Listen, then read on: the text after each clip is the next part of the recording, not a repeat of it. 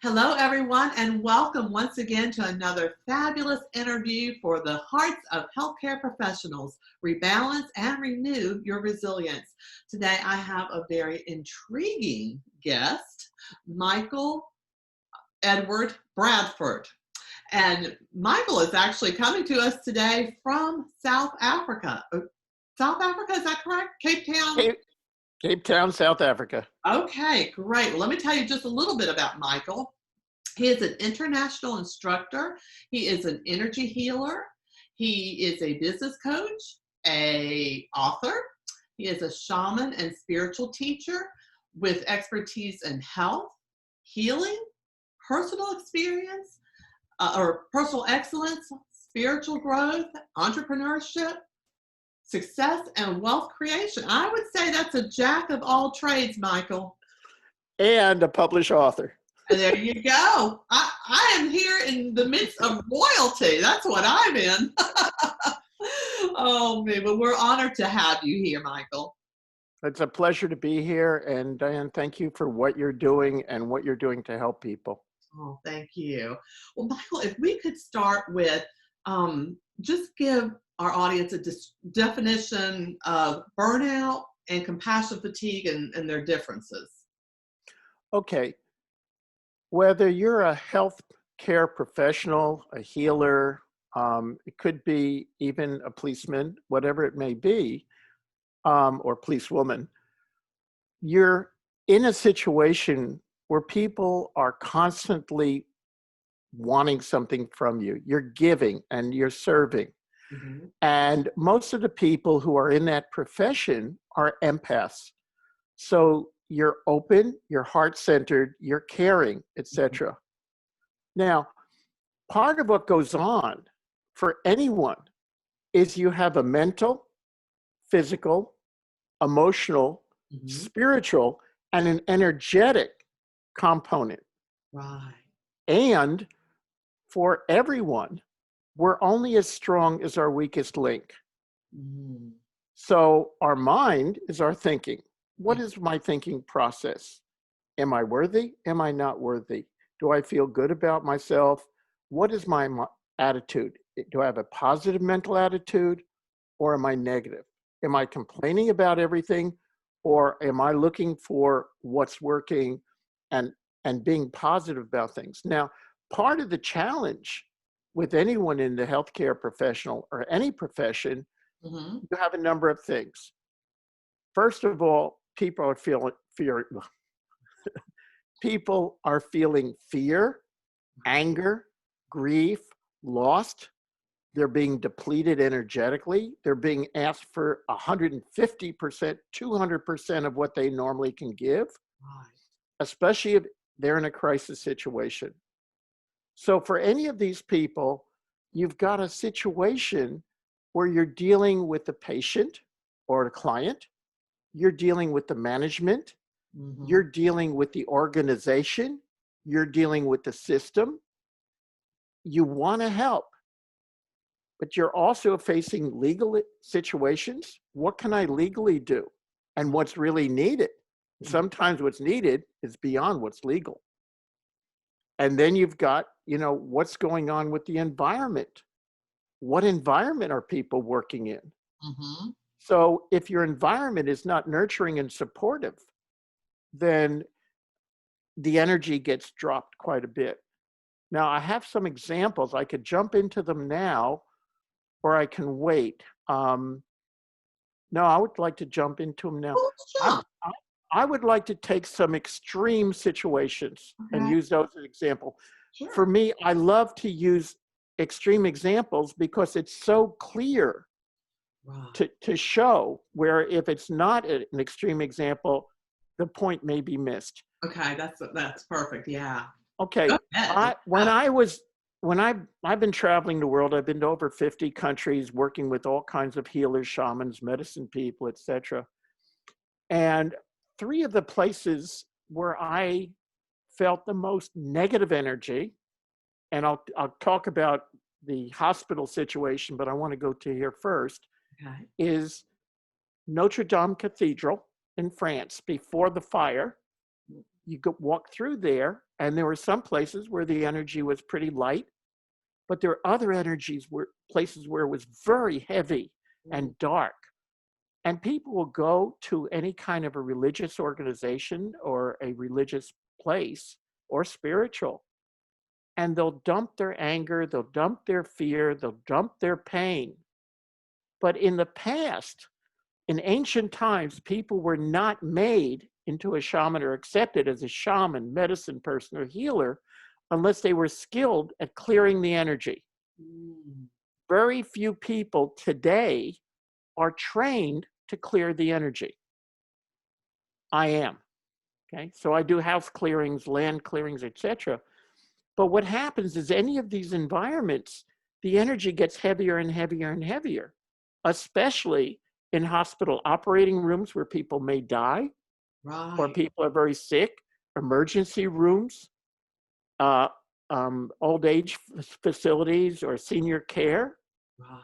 These energies are very, very tangible. Also, if you go to a secondhand shop, I can't walk in there because as an empath, the energy is too heavy for me. It's Wow. dense.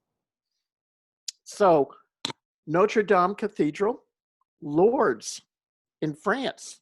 When I went to Lourdes, I had to get out of there. Mm. Again, the people have commercialized it so much.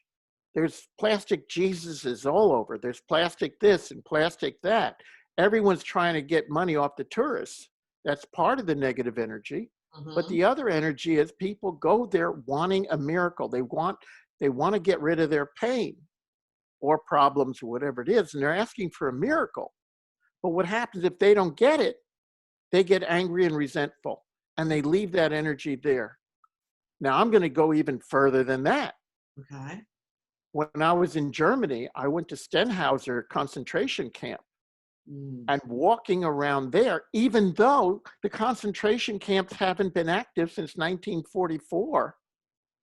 So this is what, 80, 36, 80 years 56, later?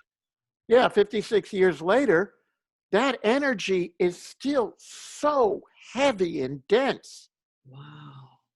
that friends of mine who I went with actually got sick. I had to get out of there too, especially in places like the ovens and the places where they, quote, went in for showers, where they were gassed.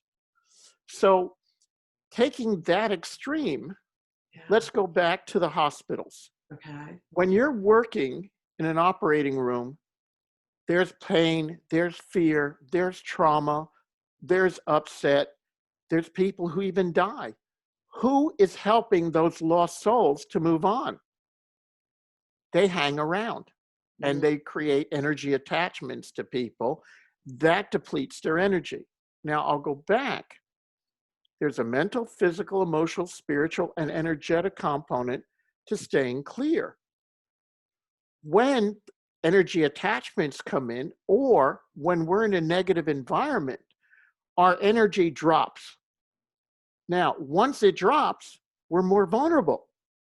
Sure. When we're more vulnerable, it's easier to drop again. And Mhm. then we're even more vulnerable and it drops again. Mm. So the challenge is once our energy is compromised, once we're not topped up with positive energy, Mhm. Mhm. then what happens is we start leaking. And that's a downward spiral that people get into. Mm. So there's many other things I could talk to you about. When I was up in Alaska back in 1983, this is before I learned techniques for keeping my energy field clear. I was sitting in a pub drinking iced tea. Okay, drinking iced tea. And here I am, it's hot, I'm drinking iced tea, and I'm getting a hangover. I'm looking around me, and the people behind me were alcoholics, drinking and drinking and drinking. Wow. But I, because I'm an empath, because my energy field was open, I was absorbing that. Now, any caregiver, anyone in the healing profession has a tendency to be too open. I Mm. had to learn how to close my energy field, put myself in a bubble, keep my energy field topped up. Another example, I went to Yellow Thunder Camp, which was a Native American camp in in South Dakota. And this again is 1986. And I was watching, it was around sunset, and there was a guy riding a bicycle with a girl on the handlebars. And he hit a rock and they tumbled and she cut her knee open and she was bleeding. I said, come here, I'll help you. So I went ahead, that's when I was still working with my hands, and I helped her. And all of a sudden, I started getting abdominal cramps, bad. And I grabbed my intestines and I went down on my knees. I said, what is going on with you? She said, period. And I went, oh my God. So Wow. I got a chance to feel what menstrual cramps were like. Now, again, going back, 1986, I did not learn at that point how to close myself off, and I was way too energetically and emotionally open. Mm. Now, unless we are trained how to keep our energy field clear, how to stay grounded to the earth, connected to spirit, that's what happens. And the more stress we're under, the less opportunities we have to really stay clear. Wow. And then, of course, most people go to comfort food. So they'll eat junk food, candy, ice cream. They won't eat healthy. Again, it lowers the energy field. We're being attacked from all directions, aren't we? Absolutely. Absolutely. A couple of more examples. One time, a friend of mine called and they were hurting really bad. So I sent all my energy to help them, my guides, my teachers. I said, go help my friend. Boy, did I learn a lesson, because I had two of the roughest days I've ever had. Oh, wow. Because my energy totally crashed. I gave all my energy away. Right. Now, here's the difference. What I've learned to do over time is not to do that. I don't send my own energy. I ask God, spirit, however you want to call it, to help the person. I ask for them to open to receiving. Now, whenever I'm working with someone, whenever I'm talking to someone, I see the person as perfectly healthy, whole, and complete. Okay. I see them as God's spirit creating and manifesting. I refuse to see anyone as a victim. Mm. So again, if we see other people as victims, we have a tendency to want to give them our energy or help them, rather than holding the frequency and vibration and calling them to rise to another level. I was just going to ask, is the reason for that is to bring their energy level up? Okay. Correct. Makes sense. Now, Absolutely. now, when we hold that intention for another human being, Mm-hmm. or we can do it for an animal or a land, when we know how to clear energy, because first of all, clearing the energy is important, then holding that person, calling their soul, calling their higher self, calling their guides and teachers, going, I know you're not a victim. I know you're God creating and manifesting. Now, using this technique Mm-hmm. that I've developed, I've seen cancer, diabetes, allergies, Hep C disappear in less than an hour. Oh, wow. So it's not about what it is you're dealing with. It's learning. Number one, how to track the energy. You have to clear whatever the blockages are. Okay. And the lost souls, energy attachments, whatever the negative energy is going on, that has to be cleared. Absolutely. Then, with pinpoint accuracy, it's saying, okay, where are you leaking energy? Okay. Where are you? What's the weakest link? Mental, physical, emotional, spiritual, energetic, and specifically, what is creating that blockage? Once that energy starts coming up, everything else disappears. Cancer is not the root cause, it's the symptoms. Diabetes is not the root cause, it's the symptoms. Allergies are not the root cause. They're a symptom. All these illnesses and disease are symptoms. And Mm, I'll give you an example. If you imagine a weed, you can cut a weed off at the top. right. It doesn't kill the weed. Cut it off at the middle. Doesn't kill the weed. Cut it off at the ground level. Doesn't kill the weed. But only when you get the tap root can you do this. Can you clear it? Now, I've studied all over the world. I've traveled all over the world. I've worked with maybe 20,000 clients all over the world, helping them in all different kinds of situations, everything from health and healing to entrepreneurship and wealth creation, etc. Whenever the person has a challenge, all I'm looking for is, what is the taproot? What is the deepest root cause? What's throwing the body out of balance? What's throwing the consciousness out of balance? And then working with that. Michael, can you give some examples of, I mean, it may seem obvious, but can you just give some examples of what kind of blocks you're finding? Oh, yeah. For those of people who believe in past lives, I can see into past lives and pick up when and how the energy is blocked. A lot of times I'll be working with some people, and I'll give you some examples. And one of the videos I'm going to give away as a gift is of this, is looking at someone and saying, bring them up in front of the audience and saying, wait, don't tell me anything. And I'll look at the person, I'll check their energy and go, it's behind your heart chakra. It's an issue of betrayal. What happened 7 years ago? Mm, And the people, 7 years ago is, and they'll be able to remember what happened. This one woman specifically said, my sister died. And I said, that's when you closed your heart. I'll give you an extreme example. This is extreme. There was a woman I worked with in Norway. She was a redhead. My mom was a redhead. My mom died at age 47 of cancer. And this woman was in her early 60s, had cancer. And I said, how may I serve you? And she said, Michael, my doctor sent me home to die. They said you've got 60, 90 days. wow. And I mean, that touched me because my mom had died of cancer and Wow. my mom was a redhead too. Oh, So I looked at her and I said, what happened 15 years ago? She said, nothing. What happened 15 years ago? Nothing. What happened 15 years ago? Nothing. What happened 15 years ago? Nothing. What happened 50 years ago? And I said, what happened? She said, my daughter and I had a fight. And I said, and here's the key. that gives me I chills. said, how did it make you feel? And she said, I just wanted to die. And I said, how long have you had the cancer? She said, 12 years. I said, so it took 3 years for that thought to manifest into physical reality and develop into cancer.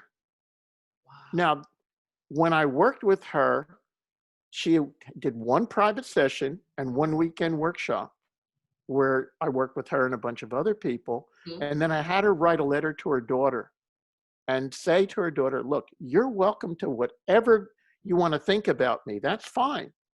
But it has nothing to do with me. That's your thoughts. That's your feelings. That's your emotions.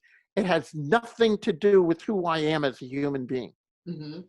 Because she gave her power away. Mm, She gave her identity away. She allowed the energy to collapse because she wanted her daughter to love her.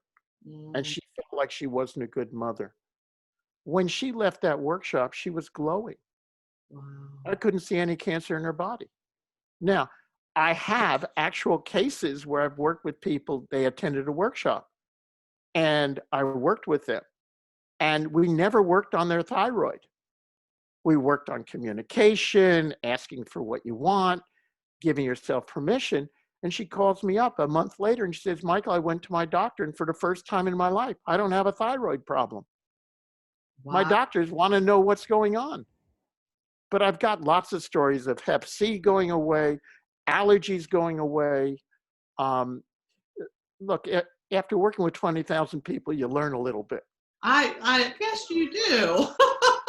So let's take it back to what we're talking about compassion fatigue, about working with people who are empaths, sensitive people in the caring service. And I want to give you one example specifically. I was in Australia and this one woman, very brilliant woman, very intelligent woman, very well educated.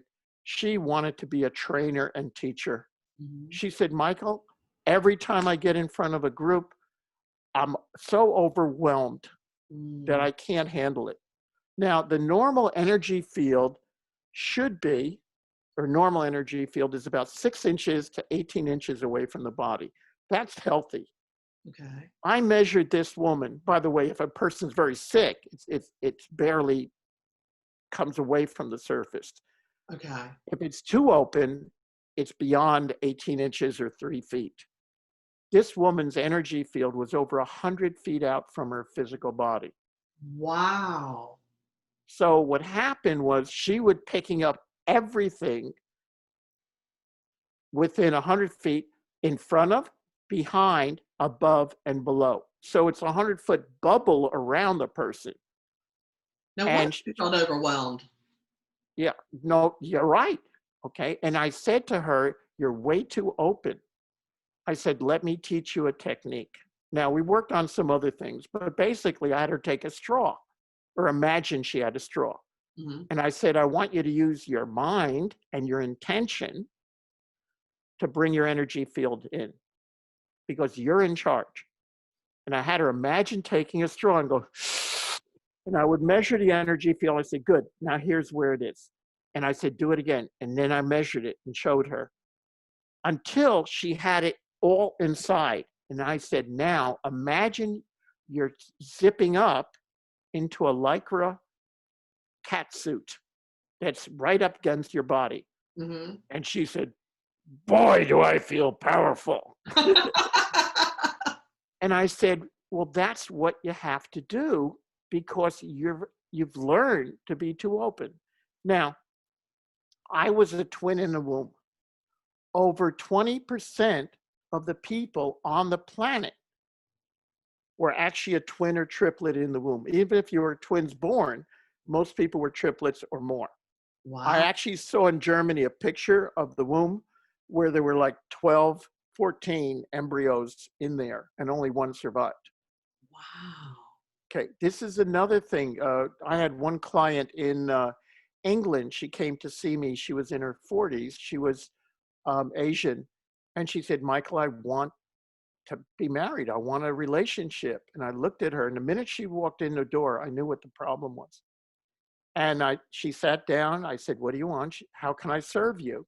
And Mhm. she told me all the issues going on for her. And I said, I know what the issue is. And I said, you were a twin in the womb. And she broke out into hysteric crying. And she said, Michael, is that why I buy two of everything? If I buy a pair of shoes, I buy two identical pairs. If I buy a vacuum cleaner, I buy two vacuum cleaners. And I said to her, I said, you are honoring your twin that died. Wow. And I said, She you didn't need know to, that. She didn't know that she was a oh, twin. no, no, no, no. She didn't know this. But I can, by looking at the energy field, intuitively tracking the energy, I could see what's going on. Oh my God. So what happened was I worked with her to realize she didn't kill her twin. Mm. That for her twin was on the other side, and I've got a twin on the other side. I had a twin sister in the womb. That's another story for another time. But my twin works with me to help other people. Mm. That helps me and enhances my intuition because I have spiritual guides and teachers helping me. So with this woman, I had her helped her to realize that the twin wants her to be happy and the twin is learning from her. See, Hmm. most of us carry guilt, shame, blame. We're not enough, this, that, and the other thing. But where's it coming from? Sometimes we absorb it from our parents. Sometimes it's something that happened in past lives. Sometimes it's something else. Mm-hmm. The point is tracking that energy and being able to pinpoint it. And that's one of the gifts that I have is I don't need to spend a lot of time asking questions. Right. Wow. Most, here's the other point. We all have a story. Oh, this happened to me in childhood, or that happened to me, or that's past life, whatever it may be. very seldom, if ever, does the story hold any real information for me Mm. because I'm looking for something else. And here's what I found, and this is a gift to you and your audience. What I have found is someone has made a decision about life or living. I'm not enough. I can't trust men. No matter what I do, won't succeed. Money, if I have money, someone's going to suffer, or whatever it may be. There's a decision that's sitting in our unconscious mind Mm-hmm. that's sabotaging us. Mm. Now, I'm going to tie you back into dealing with the nursing profession, dealing with doctors and everything else. They can be too compassionate. They can be too open. They can be too caring. Remember, I said, whenever I'm looking at someone, I remember that I'm talking to God, to spirit. Okay. I can sit back. I can care about someone. I can honor them totally, but I don't give away my own energy. I call That's the forth, secret right there. That's that's the key. secret. I call forth their higher self, their soul, their knowing, and I'll ask God, spirit, whatever you want to call that, their higher power, to help them to Mm. heal and transform. And that raises their energy up, which, Correct. okay. Correct. Oh, But that's, see, if we walk around and we pity people, we see them as a victim, that disempower. When we see them as a victim, when we see them as broken or a cripple, what's happening is we're actually dishonoring them. wow, that is such a like a 180 turn on how we handle. That is, Mhm. I told you Michael was very intriguing. I'm just sitting here, I know I'm like, I'm just kind of dumbfounded with all the information. I'm taking it in and processing it. It's incredible. When I've worked with, I spent weeks helping and assisting the psychic surgeons from the Philippines, both in Mexico, and I met them in the United States, helping them in the healing rooms because they said, Michael, you're a healer, help us, please. And I did. Mm-hmm. They could take out the physical matter from the body. They were real. The ones I worked with were real. Okay. And what they tell the people, they said, if you don't change your attitudes, belief systems, you're going to be keep on manifesting the illness and disease. Mm. So I started this going back 1977 when I found this out. Then I started thinking, that's taking out the physical matter isn't the root cause. It's not the answer. Right, right. I'm going to take a risk, and you can edit this out if you want. Okay. My mother died of cancer. She was 47. I was 24. Dad died of cancer when I was 83. I'm sorry, in You're 1983. looking good, Michael. Yeah, when he was 65, I was 39. But the medical profession will talk about cancer and they'll say, this person's in remission.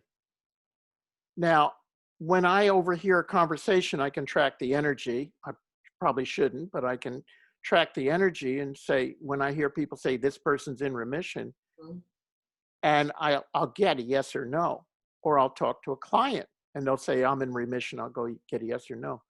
I've never found a situation ever where a client was told they were in a remission that they got the generator that threw the body out of balance.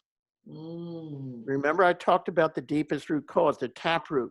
Right. I've never seen where someone said, or a doctor said, or a report came in that said that the client was in remission, that they really got the taproot. Yes, they got what was visible, they got what was as the surface, but they didn't get the generator that threw the body out of balance, which could be an unresolved shock, trauma, loss, grief, whatever it is. But somewhere in there, the generator is still activated. Okay. And that makes complete sense to me. Now, Michael, tell us, it's you talk about clearing. Is that something that we have access to, or how is, or do we have to have a healer? Or I'm sure that's a Look, deep we can answer. do, no, it's a great question. Diane, I wish we can all take active steps to help ourselves by treating ourselves kinder, being more nurturing, more compassionate, more forgiving. Yes, we can do that. We can do a lot of things to learn techniques, meditation. Um, when I talk to people, I talk about after a session using a hot bath with apple cider vinegar, 1 cup of apple cider vinegar, or 1 cup of Epsom salts, or 1 cup of sea salts. There's different ways of cleansing with sage and sweetgrass. There's ways of doing Indian pipe ceremonies, sweat lodge ceremonies. There's all kinds of rituals and ceremonies that people can do. I am a specialist. When people have been everywhere else and no one's been able to help them, that's where I've built my reputation, in being able to pinpoint what it is that the person has missed. The more a person has been on a spiritual path, Mm-hmm. actually, the easier it is for me to see what's going on, Mm. because they have the commitment. Now, yoga is great, meditation is great. All these things are great. And when people reach a point that says, okay, I've gone as far as I can, I'm committed, I keep bumping up against something, help. That's my job, is the breakthrough. That's where I can help people the most. And And go oh, on. well, I was just going to say, so the things like yoga, meditation, giving yourself grace and compassion, the baths and what have you, those are all ways of us being able to raise our own vibration. Is that Correct. hoping for? Correct. Okay. Except, remember I talked about, if we're leaking energy, no matter where we're going, unless we get to the and heal the shock, trauma, whatever it is, or Right. the unconscious.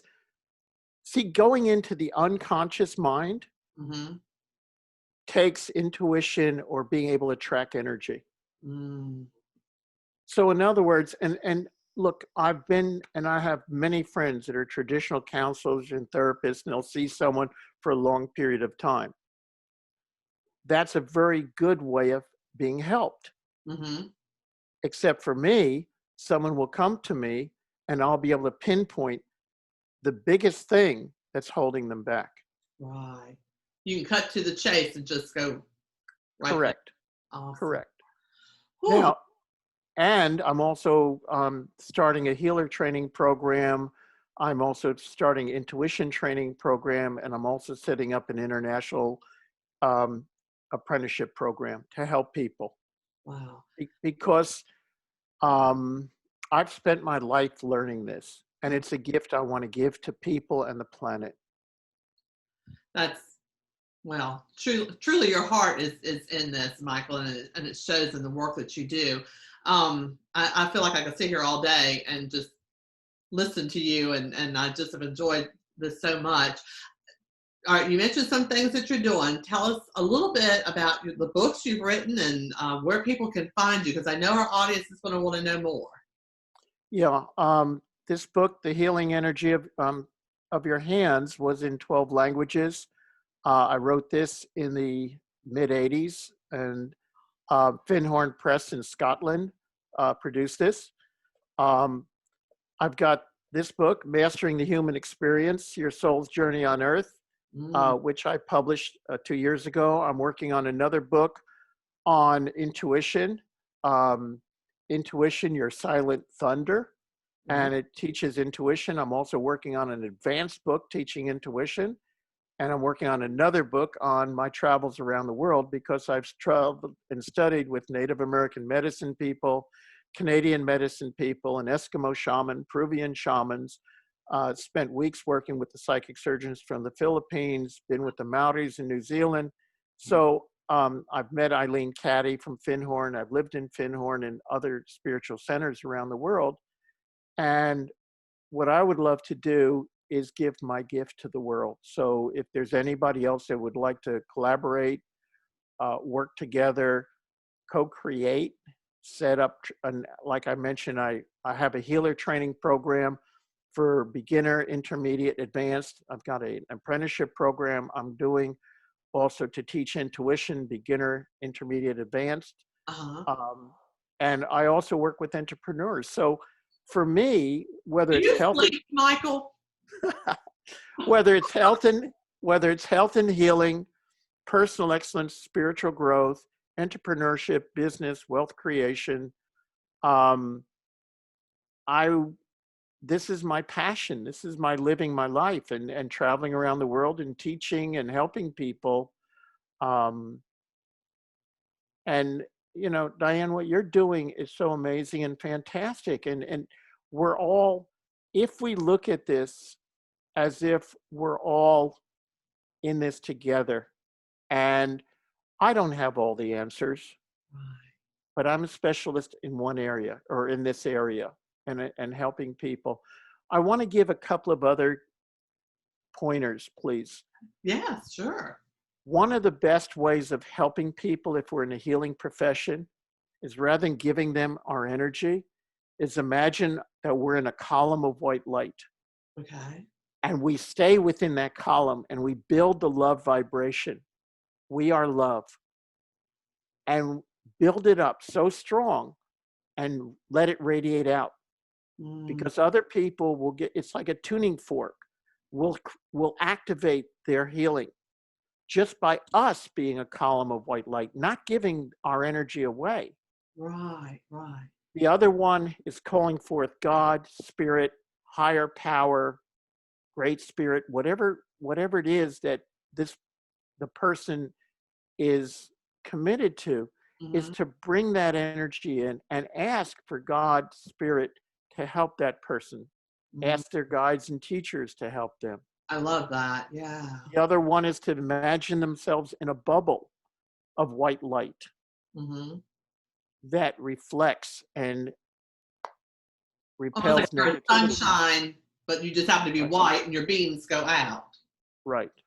And is this a good analogy? Like, have you ever been around somebody that you just love to be around them? You love their energy.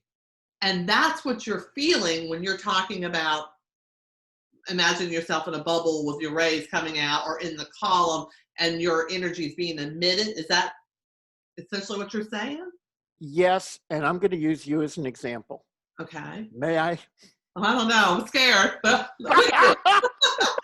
Okay. Diane, Like a friend to me, doesn't he? Diane, from the minute you and I started talking, from the minute you interviewed me, you're a sweetheart. You have very positive energy. You're bubbly. I've always heard you speak in the positive. I've always heard you uplift. Oh, well, thank you. So when we're coming from that place of gifting our hearts, our spirit, Mm-hmm.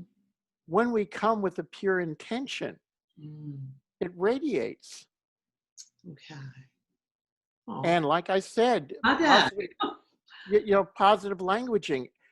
I've always heard you speak in a positive way. So meditation is another good one.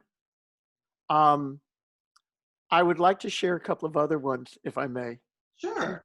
And then we'll finish up with you sharing your gifts that you have for people.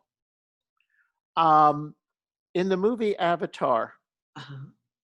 there's a beautiful statement that's made by the woman as she's looking at the man. It says, "I see you," Mm. and there was no sending of energy. There was just an acknowledgement, a recognition. I see the God within you. I see your pure soul. I see and honor your essence, your purity. That's powerful. if we do that to each other,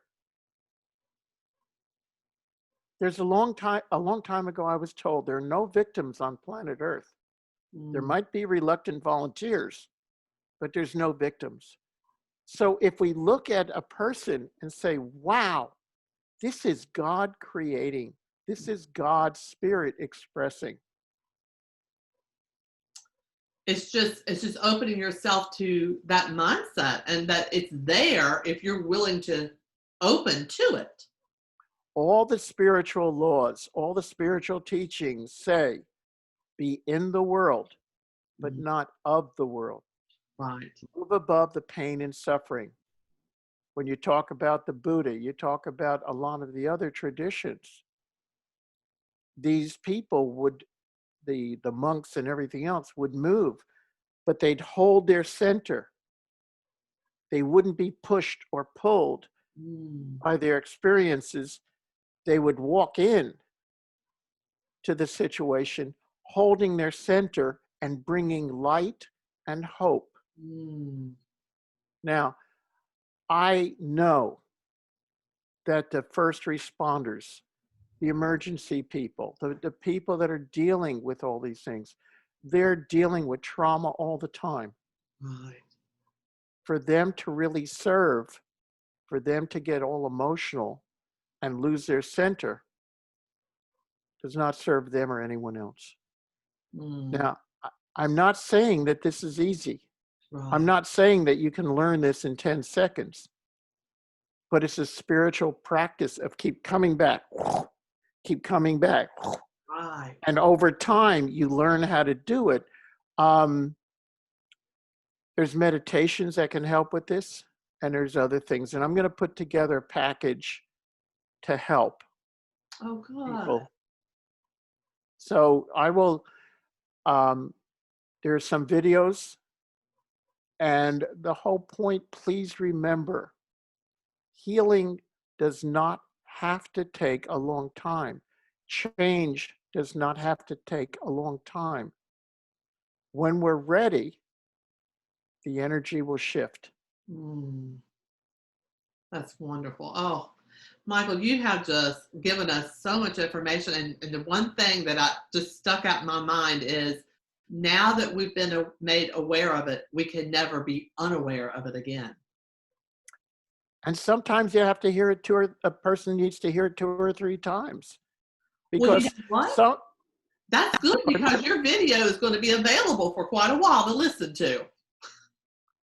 and when we start, okay, you can use your will. Hmm. People can use their will to be willing, or they can use their will to resist. Mm. And as I have, I have it in the other room. I have a green arrow that goes this way and a red arrow that goes this way, and it turns. And one is our soul and spirit. The other was our ego and personality. Mm. And as if our soul wants to go this way and our ego personality wants to go this way, we don't move very much.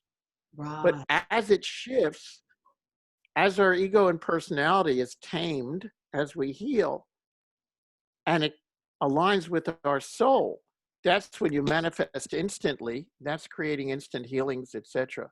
Mm. So the process, and it is a process Right. of spiritual growth, soul growth, learning, change, etc. And again, I want to thank you for the privilege and opportunity to be on your summit. And I highly encourage everyone to listen to all the presenters. And Diane, all I have to say is God bless you for what you're doing, and for creating this to help people.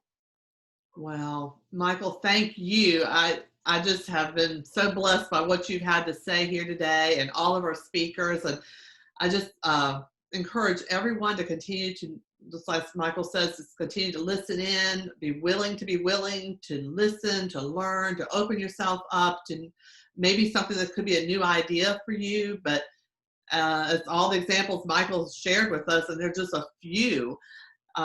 Clearly, there's something to what he's saying. And so we can take that information and grow and learn and heal our own selves and to remove our blocks. And so I'm looking forward to just continue to take this in. So, Michael, thank you again.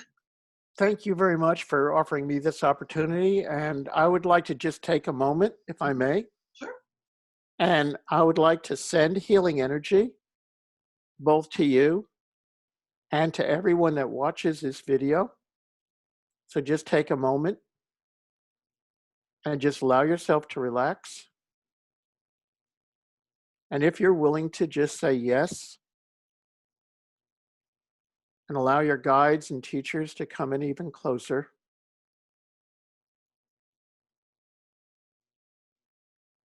And I just want to say thank you, thank you, thank you to you, to all your listeners.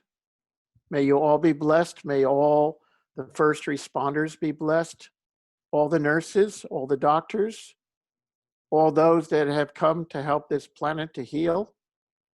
And right now, as I'm talking to you, my eyes are welling up with water and tears in gratitude. Thank you for being on this planet at this very special time. Namaste. Amen. Thank you, Michael.